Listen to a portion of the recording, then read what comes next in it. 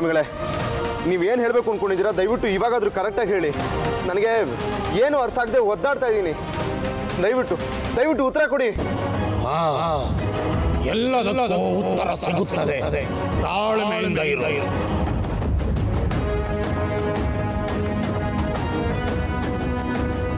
ಯಾಕೆ ಹೀಗಾಗ್ತಿದೆ? ಮೈಯೆಲ್ಲ ಉರಿ ಬೆಂಕಿ ಆಗ್ತಿದೆಯಲ್ಲ, ಏನಾಗ್ತಿದೆ? ನೋಡು ನಂದೀಶ, ನಮ್ಮ ಅನುಮಾನ ಸರಿಯಾಗಿದ್ದರೆ ಗರುಡ ಚೂರ್ಣದ ಶಕ್ತಿಗೆ ಅವಳು ಹಾವಾಗ ಬದಲಾಗಿ ಹೊಡಬಾರದು ಕಷ್ಟಪಟ್ಟು ಪಟ ಅಂತ ಸಿಡಿದು ಸತ್ತೋಗ್ತಾಳೆ. ಅವಳು ಕಿರ್ಚಾಟ ಕೇಳಿದ್ಮೇಲೆ ನಾವು ಹೋದರೆ ಸಾಕು. ಹೇ ಮಹಾದೇವ, ಏನಿದು ಘೋರ!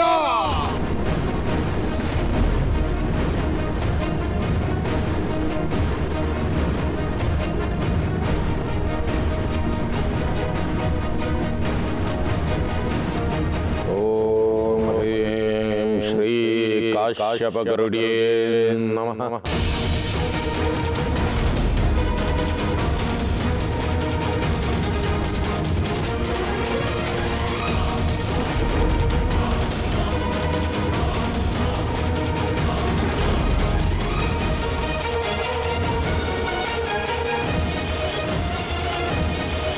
ಪರಮೇಶ್ವರ, ಈಗ ಸ್ವಲ್ಪ ನೆಮ್ಮದಿ ಆಯಿತು. ಯಾಕೆ ಹೀಗಾಗಿತ್ತು? ಯಾರು ನನ್ನ ಮೇಲೆ ಈ ಶಕ್ತಿ ಪ್ರಯೋಗ ಮಾಡ್ತೋರು? ಸದ್ಯ ಬರ್ತಾ ಇಲ್ವಲ್ಲ, ಸತ್ಗಿತ್ತೋಗ್ಬಿಟ್ಲಾ? ಏನೂ ಗೊತ್ತಾಗ್ತಾರ ಯಜಮಾನ. ನೋಡೋಣ ನಡಿ.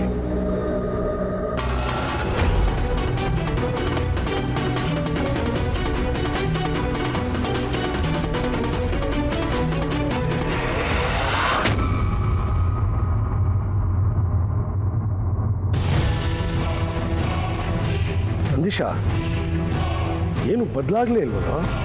ನಾನು ಚೂರ್ಣನ ಸರಿಯಾಗಿ ಹಾಕಿದ್ನೋ ಇಲ್ವೋ? ಯಜಮಾನ್ರೆ, ನೀವು ಚೂರ್ಣನ ಸರಿಯಾಗಿ ಹಾಕಿದ್ದೀರಾ. ನಾನೇ ಕಣ್ಣಾರ ನೋಡಿದ್ದೀನಿ.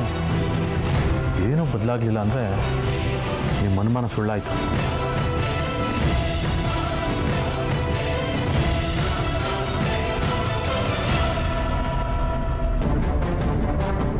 ಯಾಕೆ ಸ್ವಾಮಿಗಳೇ, ನನ್ನ ಪ್ರಶ್ನೆಗೆ ಏನು ಉತ್ತರನೇ ಕೊಡ್ತಲ್ಲ?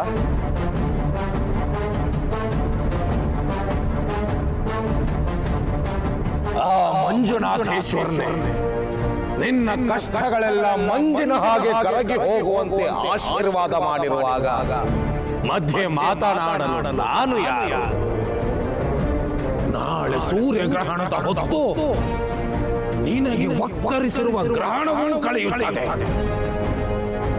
ನಾಳೆ ಸೂರ್ಯಗ್ರಹಣ ಶುರುವಾಗಿ ಕೊನೆಯಾಗುವುದರೊಳಗೆ ನಿನ್ನ ಗಡುವಿದೆ. ಅಲ್ಲ ಸ್ವಾಮಿಗಳೇ, ನೀವು ಹೇಳ್ತಾರ ನಂಗೆ ಅರ್ಥ ಆಗ್ತಲ್ಲ. ನಾಳೆ ಏನಾಗತ್ತೆ? ನಿನಗೆ ಅರ್ಥವಾಗುತ್ತದೆ. ನಿನಗೆ ನೀನು ಯಾರು ಎಂದು ತಿಳಿಯುತ್ತದೆ. ಸಕಲ ಸಮಸ್ಯೆಗೂ ಪರಿಹಾರ ಸಿಗುತ್ತದೆ. ಜೈ ಭೋಲೆನಾಥ್. ಸ್ವಾಮಿಗಳೇ,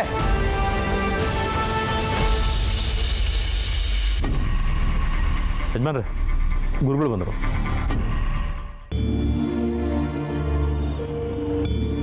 ನಮಸ್ಕಾರ ಗುರುಗಳೇ. ನಮಸ್ಕಾರ. ಬನ್ನಿ ಬನ್ನಿ.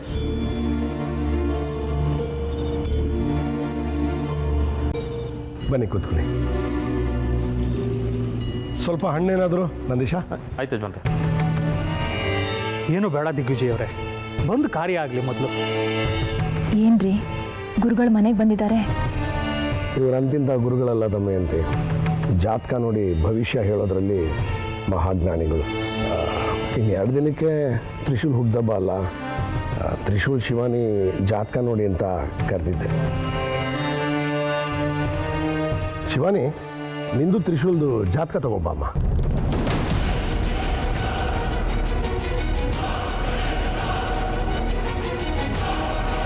ಜಾತಕ ನನಗೆ ಮನಸ್ಸಿಗೆ ಬಂದಿರೋ ಅನುಮಾನ ಎಲ್ಲ ಇವತ್ತಿಗೆ ಇತ್ಯರ್ಥ ಆಗುತ್ತೆ. ತ್ರಿಶೂಲ್ ಜಾತಕ ಏನೋ ಸಿಕ್ತು, ಆದರೆ ನನ್ನ ಜಾತಕ, ಸರ್ಪಗಳಿಗೆ ಯಾವ ಜಾತಕ? ಇಲ್ಲದೆ ಇರೋ ಜಾತಕನ ಕೇಳ್ತಾ ಇದ್ದಾರಲ್ಲ ಇವರು. ಇಲ್ಲ ಅಂದರೆ ಅನುಮಾನ ಬರುತ್ತೆ. ಏನ್ ಮಾಡ್ಲಿ ನಾನೀಗ? ಪರಮೇಶ್ವರ, ಈ ಸಂಕಷ್ಟದಿಂದ ನೀನೇ ನನ್ನನ್ನು ಕಾಪಾಡಬೇಕು ತಂದೆ.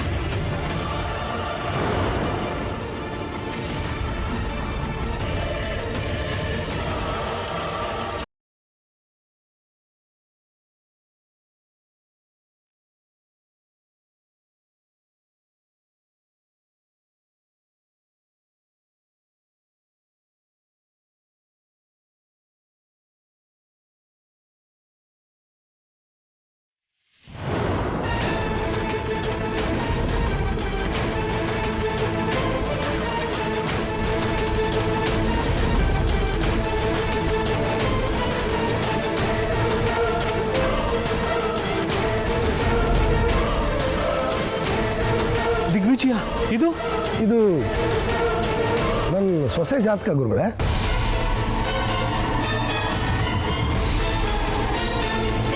ಈ ಜಾತಕ ಮನುಷ್ಯರ ಜಾತಕವೇ ಅಲ್ಲ.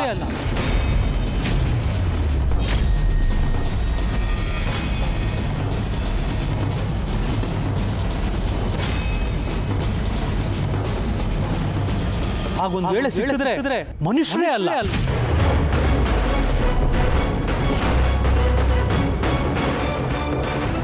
ಇದೇನು ಗುರುಗಳೇ, ಮನುಷ್ಯರ ಜಾತಕ ಅಲ್ಲ ಅಂತ ಹೇಳ್ತಾ ಇದ್ದೀರಾ? ಹಾಗಾದರೆ ದೇವ್ರ ಜಾತಕನಾ?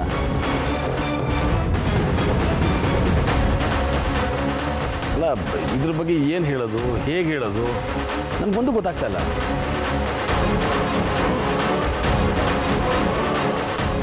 ಇದರಿಂದ ಏನಾದರೂ ತೊಂದರೆ ಇದೆಯಾ? ಇದಕ್ಕೆ ಪರಿಹಾರ ಏನು? ನನ್ನ ಸೊಸೆದು ಮನುಷ್ಯ ಜಾತಕ ಅಲ್ಲ ಅಂತ ಹೇಳಿದ್ರೆ? ಇದು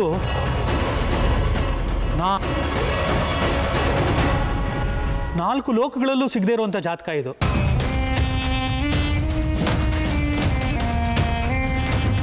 ಗುರುಗಳೇ, ಅದೇನು ಅಂತ ಸ್ವಲ್ಪ ಬಿಡಿಸಿ ಹೇಳಿ.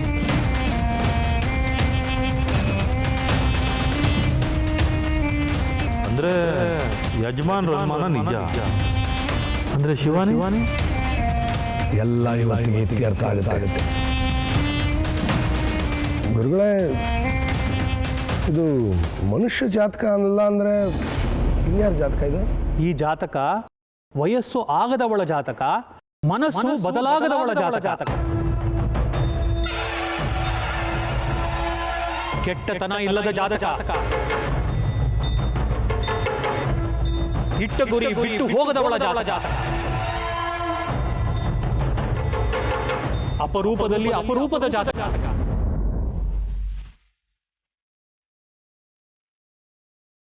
ನಾನು ನನ್ನ ಜೀವಮಾನದಲ್ಲಿ ಇಂಥ ಜಾತಕವನ್ನೇ ನೋಡಿಲ್ಲ.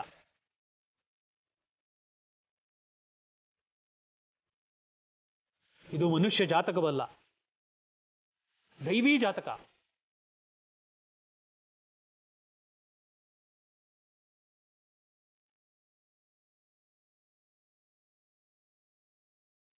ಈ ಜಾತಕದ ವಿಶೇಷ ಏನು ಅಂದ್ರೆ, ಇವರದು ದೇವಗಣ. ಇವರದು ಚಿರ ಯೌವನ, ಯಾವತ್ತೂ ವಯಸ್ಸಾಗಲ್ಲ. ಇವರು ಇವತ್ತಿದ್ದ ಹಾಗೆ ನಾಳೆನೂ ಇರ್ತಾರೆ, ಯಾವಾಗಲೂ ಇರ್ತಾರೆ. ಸಾಕ್ಷಾತ್ ಆದಿಶಕ್ತಿ ಪಾರ್ವತಿ ಜಾತಕ ಇವ್ರದು.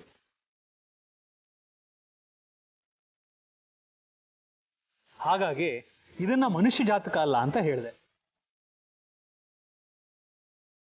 ಈ ಜಾತಕದವರು ಯಾವ ಮನೇಲಿರ್ತಾರೋ ಆ ಮನೆಗೆ ಅದೃಷ್ಟ.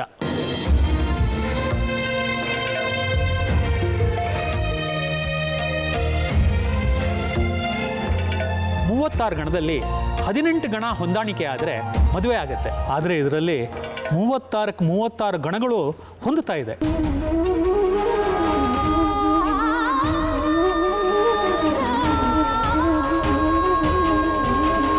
ಈ 2 ಜಾತಕಗಳು ಒಂದಾಗದೇ ಇದ್ದಿದ್ರೆ ನಿಮ್ಮನೇಲಿ ಎಳ್ಳು ಕಾಳಷ್ಟು ನೆಮ್ಮದಿ ಇರ್ತಾ ಇರಲಿಲ್ಲ.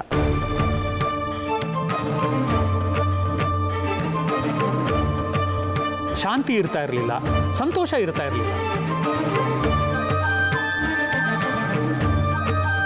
ಎಲ್ಲದಕ್ಕೂ ಕಾರಣ ಈ 2 ಜಾತಕಗಳು ಒಂದಾಗಿರೋದು. ಈ ಹುಡುಗಿ ನಿಮ್ಮನೆ ಸೊಸೆ ಆಗಿ ಬರದೇ ಇದ್ದಿದ್ರೆ ನಿಮ್ಮನೆ ಪ್ರಳಯನೇ ಆಗಿರೋದು. ಈ ಹುಡುಗಿ ನಿಮ್ಮ ಮನೆಯಲ್ಲಿರೋವರೆಗೂ ಈ ಮನೆಗೂ ಮನೆಯವರೆಗೂ ಯಾವ ತೊಂದರೆನೂ ಇಲ್ಲ.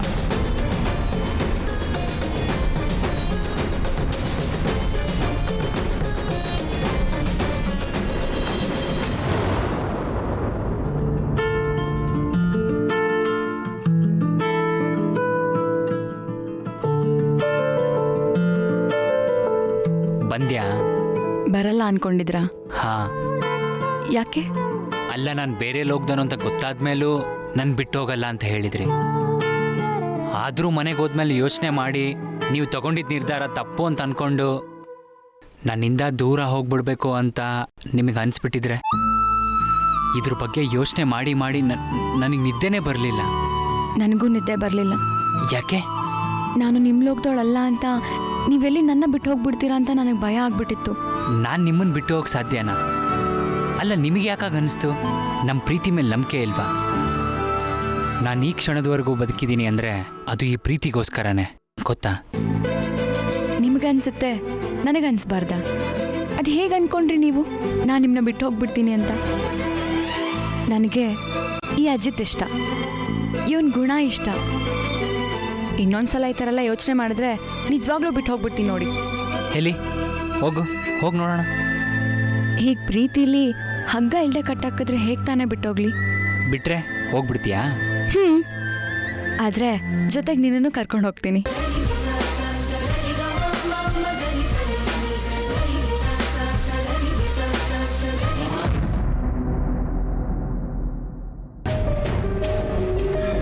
ಸಾರಿ. ಯಾಕೆ? ಏನಾಯ್ತು? ನಾನು ತಪ್ಪು ಮಾಡಿಬಿಟ್ಟೆ. ಹೌದು ಶಿವಾನಿ, ಇವತ್ತು ನಿನಗೆ ಹೇಳಿದೆ ನಾನು ತಪ್ಪು ಮಾಡಿದ್ದೀನಿ. ಯಾಕೆ ತ್ರಿಶೂಲ್ ಏನೇನೋ ಮಾತಾಡ್ತಿದ್ಯಾ? ಏನು ತಪ್ಪು ಮಾಡಿದ್ಯಾ? ನಾನಿವತ್ತು ನಾಗ್ಬನಕ್ಕೆ ಹೋಗಿದ್ದೆ. ಹೋಗ್ಬೇಡ ಅಂತ ಹೇಳಿರ್ಲಿಲ್ವಾ ತ್ರಿಶೂಲ್? ಹೇಳಿದ ಅರ್ಥ ಆಗಲ್ವಾ ನಿನಗೆ? ಏನಾದರೂ ಹೆಚ್ಚು ಕಮ್ಮಿ ಆಗಿದ್ದಿದ್ರೆ? ಅಲ್ಲ ಶಿವಾನಿ, ನನ್ನ ಗೊಂದಲಗಳಿಗೆ ಉತ್ತರ ಸಿಗದೇ ಇದ್ದಾಗ ಉತ್ತರ ಸಿಗತ್ತೆ ಅಂತ ಅಲ್ಲಿಗೆ ಹೋಗ್ಬಿಟ್ಟೆ ಶಿವಾನಿ. ಒಂದು ಪವಾಡ ಆಯಿತು ಶಿವಾನಿ. ಇಲ್ಲಿ ನಮ್ಮನೇಲಿದ್ದ ಈ ಪೇಂಟಿಂಗು ನನಗೆ ನಾಗ್ಬಂದಲ್ಲಿ ಸಿಕ್ತು.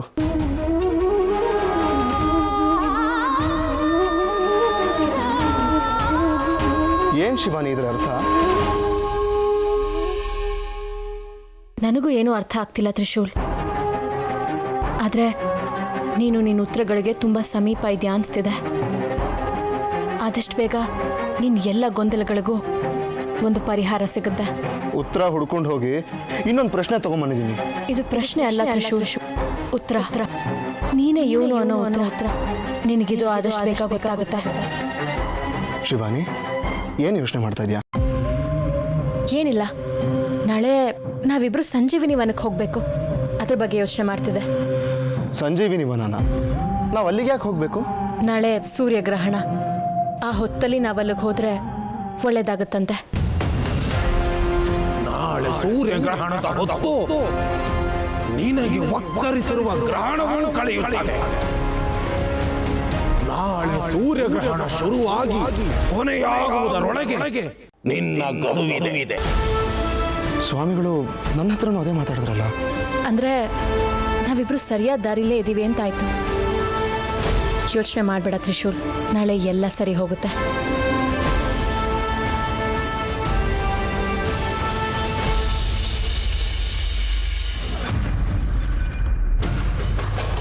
ಪದೇ ಪದೇ ಇದೇ ಆಗ್ತಾ ಇದೆಯಲ್ಲ ನಂದೀಶ. ನನ್ನ ಸೊಸೆ ಬಗ್ಗೆ ನಾನು ತಪ್ಪು ತಿಳ್ಕೊಂಡು ಏನೇ ಮಾಡೋಕ್ಕೆ ಹೋದರೂ ಅವಳು ಸರಿ, ನಾನು ತಪ್ಪು ಅಂತ ಆಗ್ತಾ ಇದೆಯಲ್ಲ.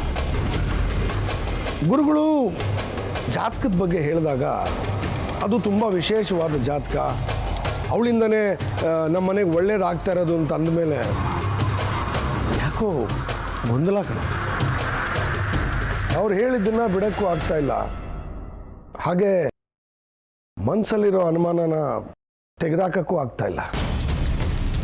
ಒಟ್ಟಿನಲ್ಲಿ ಒಂದ್ಸಲ ಅನುಮಾನ ಅನ್ನೋದು ಮನಸ್ಸಲ್ಲಿ ಹೊಕ್ಕಿಬಿಟ್ರೆ ನಮ್ಮೂರು ತಮ್ಮೂರು ಒಂದೇ ಎಲ್ಲರ ಮೇಲೂ ಸಂಶಯ ಪಡೋಗಾಗುತ್ತೆ ಅಲ್ವಾ? ಹೌದು ಯಜಮಾನ್ರೆ, ಏನೇ ಆದರೂ ನಮ್ಮ ಮನೆ ಸೊಸೆ ಮೇಲೆ ಅನುಮಾನ ಪಡಬಾರ್ದಾಗಿತ್ತು. ನನಗೆ ಬೇರೆ ದಾರಿ ಇರಲಿಲ್ವಲ್ಲ ನಂದೀಶ. ನಾವು ಮಾಡಿರೋ ಕೆಲಸಕ್ಕೆ, ನಮ್ಮ ಗುಣಕ್ಕೆ, ನಮ್ಮ ನೆರಳನ್ನು ನಾನು ಸಂಶಯದಿಂದನೇ ನೋಡಬೇಕು. ಒಂದಂತೂ ಖಾತ್ರಿ ಆಯಿತು, ನಮ್ಮ ಮನೆ ಸೊಸೆ ನಾಗಿಣಿ ಅಲ್ಲ ಅನ್ನೋದು.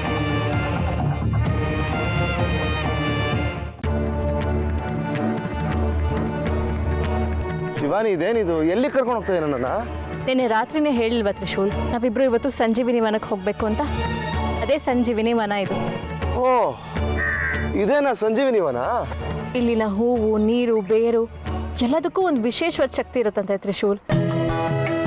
ಅದರಲ್ಲೂ ಸೂರ್ಯಗ್ರಹಣದ ದಿನ ಆ ಶಕ್ತಿ ದುಪ್ಪಟ್ಟಾಗುತ್ತಂತೆ. ಅದನ್ನೆಲ್ಲ ಮಿಶ್ರಣ ಮಾಡಿ ನಿನಗೆ ಕುಡಿಸಿದ್ರೆ ನಿನಗೆ ತುಂಬ ಒಳ್ಳೇದಾಗುತ್ತೆ ಅಂತ ಸ್ವಾಮಿಗಳು ಹೇಳಿದ್ದಾರೆ. ಅಲ್ಲ ಶಿವಾನಿ, ಅದು ಅಲ್ಲ ತ್ರಿಶೂಲ್, ಇವತ್ತು ನಿನಗೆ ಒಳ್ಳೇದಾಗುತ್ತೆ ಅಂತ ನಿನಗೂ ಯಾರು ಸ್ವಾಮಿಗಳು ಹೇಳಿದ್ದಾರೆ ಅಂತ ಹೇಳಿದೆ ಅಲ್ವಾ? ಹೌದು, ಹೇಳಿದ್ರು. ಇಬ್ರಿಗೂ ಒಂದೇ ಥರ ಹೇಳಿದ್ದಾರೆ ಅಂದರೆ ನಮ್ಮ ಪಾಲಿಗೆ ಇವತ್ತು ಒಳ್ಳೆ ದಿನ ಅನ್ಸುತ್ತೆ ತ್ರಿಶೂಲ್. ಒಂದು ಕೆಲಸ ಮಾಡು, ನೀನು ಅಲ್ಲಿ ಹೋಗಿ ಕೂತಿರು, ನಾನು ಈಗ ಬಂದ್ಬಿಡ್ತೀನಿ.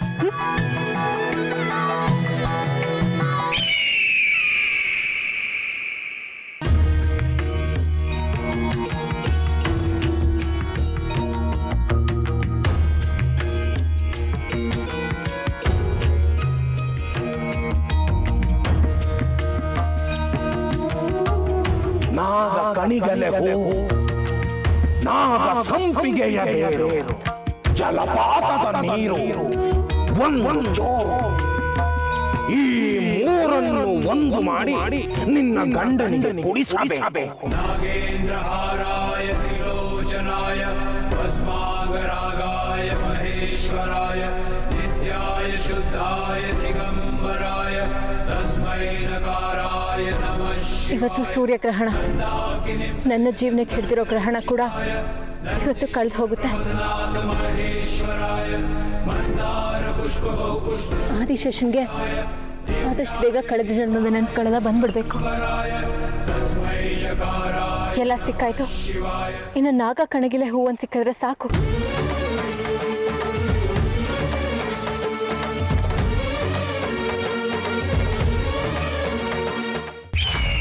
ಅಪ್ಪಾಜಿ, ಏನಾಯ್ತು ಮಗಳೇ? ಆ ಆದಿಶೇಷ ಶಿವಾನಿ ಕಾಡಲ್ಲಿದ್ದಾರೆ. ಅವರ ಚಟುವಟಿಕೆಗಳನ್ನು ಗಮನಿಸುತ್ತಿದ್ದರೆ ಅವರು ಯಾವುದೋ ಮಹತ್ತರವಾದ ಕಾರ್ಯ ಮಾಡುತ್ತಿರುವಂತೆ ಕಾಣ್ತಿದೆ ಅಪ್ಪಾಜಿ. ತ್ರಿಶೂಲ್ನ ಒಂದು ಕಡೆ ಇರಿಸಿ ಕಾಡಿನಲ್ಲಿ ಎಲ್ಲ ಕಡೆ ಸುತ್ತಾಡ್ತಾ ಇದ್ಲು. ಯಾವುದೋ ಗಿಡಮೂಲಿಕೆಗಳನ್ನ ಸಂಗ್ರಹಿಸ್ತಾ ಇದ್ಲು. ಗಿಡಮೂಲಿಕೆಗಳನ್ನ ಏನು ಮಾಡ್ತಿರ್ಬೋದು ಅವಳು? ನನಗೆ ಯಾಕೋ ಯಾವುದೋ ಕಾಯಿಲೆಗೆ ಮದ್ದನ್ನು ಸಂಗ್ರಹ ಮಾಡ್ತಿದ್ಲು ಅನ್ಸುತ್ತೆ. ಕಾಯಿಲೆಗೆ ಮದ್ದು ಸಾಧ್ಯ ಇಲ್ಲ.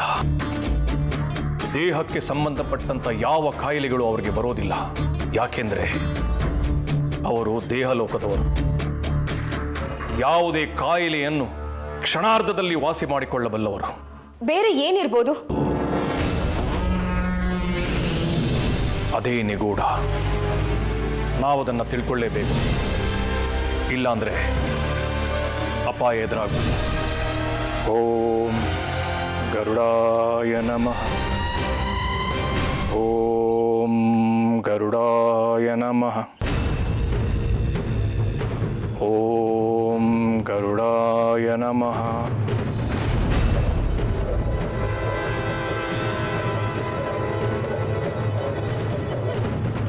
ಹೇ ಕಾಲಚಕ್ರ, ಆದಿಶೇಷ ಮತ್ತು ಶಿವಾನಿ ಕಾಡಿಗೋಗಿರುವ ಉದ್ದೇಶಗಳನ್ನು ತಿಳಿಸು.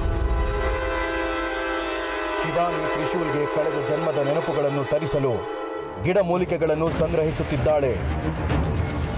ನೀವೀಗಲೇ ಅವರನ್ನು ತಡೆಯದಿದ್ದರೆ ತ್ರಿಶೂಲ್ಗೆ ಹಳೆಯ ನೆನಪುಗಳು ಮರುಕಳಿಸೋದು ಖಚಿತ. ಆ ಕ್ಷಣವೇ ನಿಮ್ಮ ಅಂತ್ಯ.